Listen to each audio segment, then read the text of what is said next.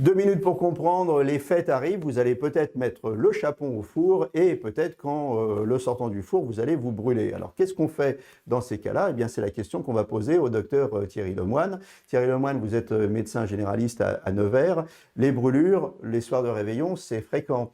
Grave, pas grave, et qu'est-ce qu'on fait? Alors oui, effectivement, c'est quelque chose malheureusement qu'on voit de manière assez fréquente.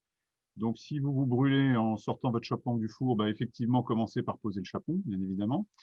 Ensuite, il va falloir tout de suite mettre la zone brûlée sous l'eau froide et ensuite, assez rapidement, essayer d'évaluer la gravité des choses. Donc la gravité dépend de deux critères, on va dire.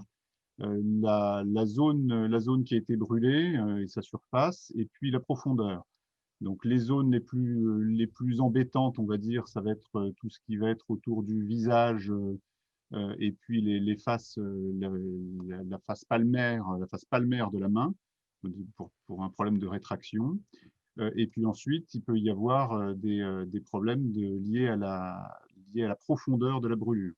Donc s'il y a une simple rougeur, ça n'est pas dramatique. Si ça cloque, c'est un petit peu plus important.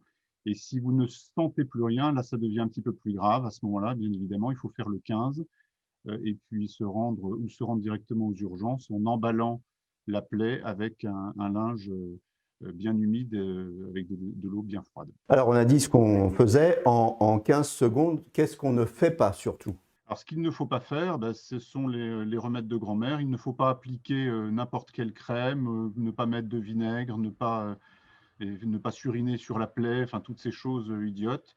Il faut se contenter dans un premier temps de mettre de l'eau bien froide et les médecins feront le reste. Voilà, soyez bien prudents pendant le réveillon. Bonne fête à tous.